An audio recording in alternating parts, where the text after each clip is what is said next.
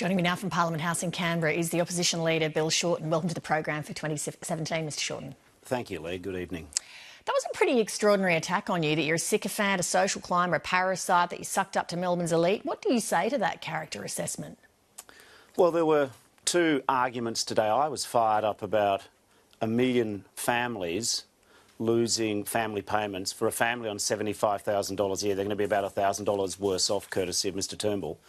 And Mr Turnbull was clearly fired up, but that's about saving his job. I mean, this may sound a little incongruous, a little unusual, but I feel a little bit for Malcolm at the moment. He's under great pressure.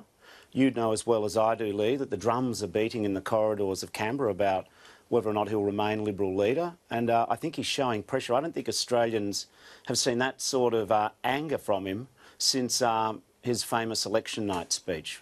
Just can I ask you, though, to get to the heart of what he was talking about, how tight are you with Melbourne's multi-millionaire business leaders? And even if you are, what sort of influence does that have on your views or on your policies? Oh, we take our orders in Labor from the middle and working class of Australia. Now, it is true that I was a good friend with the late Richard Pratt. He died 8 years ago. I think that Malcolm Turnbull wants to criticise our position on families, and we have that argument. We should do that. But I think he was showing his pressure when he referred to a bloke who died 8 years ago. I think we've got to lift the tone of debate. That goes for all of us. Occasionally I let that down, and I think Malcolm is under pressure. Well, on that point of lifting the tone, you often mock the Prime Minister's wealth by calling him Mr Harbourside Mansion. You're on close to $400,000 a year yourself, plus perks. That doesn't exactly put you in close touch with the struggles of the average punter, does it?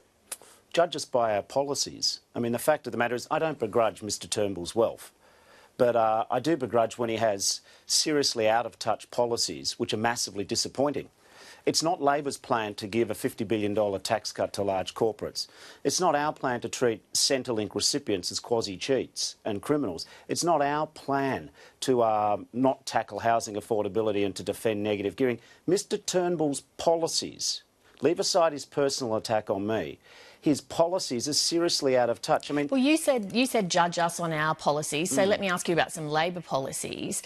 Why didn't you get rid of the gold pass when you were in government, the luxury perk for retired politicians that Malcolm Turnbull axed this week? Well, I think you'll find in 2012 the gold pass was terminated. There was some argument about whether or not people already had it, previously who'd retired, but it was terminated in 2012. I support what Mr Turnbull said this week about expenses. I mean, over summer we saw the Health Minister resign, but these sort of matters are where they think politicians are not in it for the people but for themselves, damage all of us, not just the coalition government. So I'm absolutely committed to a three-point reform plan. One, reform the expenses, and I'll work with Malcolm Turnbull on that. Two, we need to look at the merit of a National Integrity Commission. And three, we need to reform political donations. Well, let's have a look at some other policy areas so that viewers can assess if Labor's performance for ordinary Australians matches its rhetoric. Labor spent a fair bit of time today criticising the government's plan for the family tax benefit that you mentioned before, saying it hurts the most vulnerable people in society. But just 4 years ago, the Labor government saved $700 million over 4 years by cutting payments to single mothers, one of the most vulnerable groups in society, taking up to $100 a week away from them. Where's your credibility? I think that policy was a mistake. That's something we said some years ago. And indeed, if you want to look at what the government's doing today, I think they're making mistakes. But voters can only judge you on your past record. That's the most useful indicator of how you might act in the future. Well, let's judge us on our record. We defend penalty rates. We're determined not to pass on corporate tax cuts to large companies. We want to have a banking royal commission. We're the ones who are in there fighting to save Medicare. We're committed to needs-based funding in schools. And today, what the government introduced, I asked the Prime Minister no less than 4 times, how many Australian families, forget his attack with me about whether or not I live in a mansion. I mean, I have a mortgage, I live in Moonee Ponds, I'm proud of it. Forget his personal attack. I asked him 4 times today, how many Australian families with school-aged children are going to lose out under the legislation they introduced today? He wouldn't answer the question. Our best guess shows that 1 million Australian families are being reduced in payment.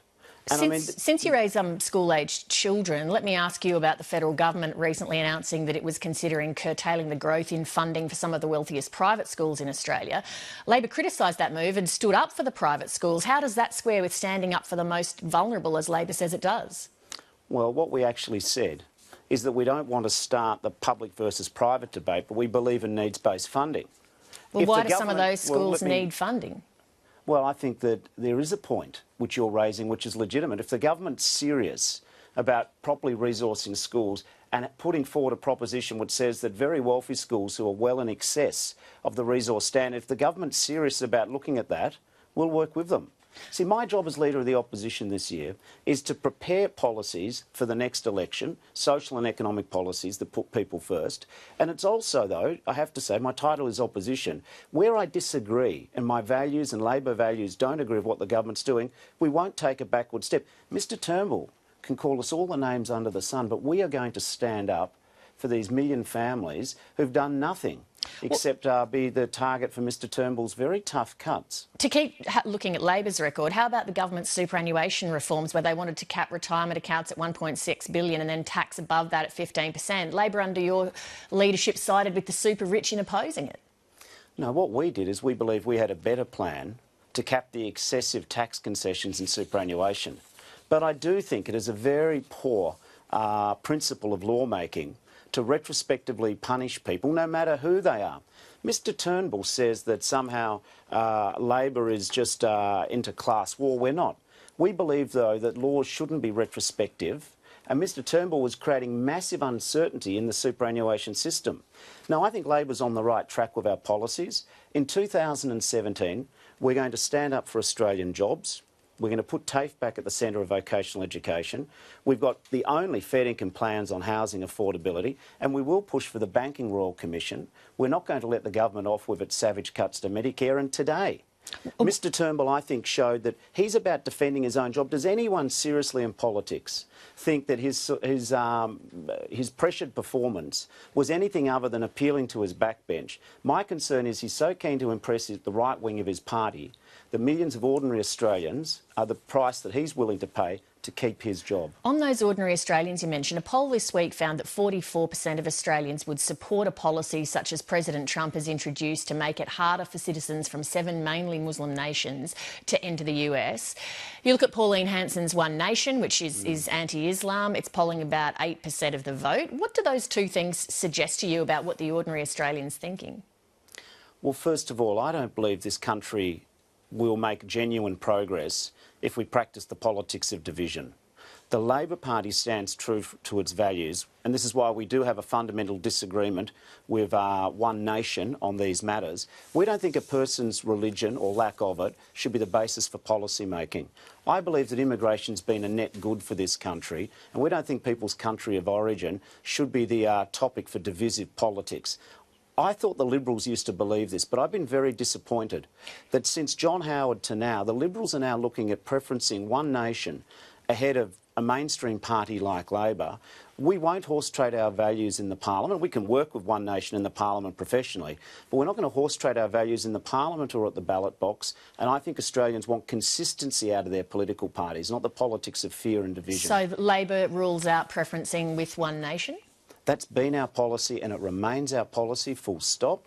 And I would expect Malcolm Turnbull should stand up for the same views. You and I know that he would agree with me on this issue, but he doesn't control his party.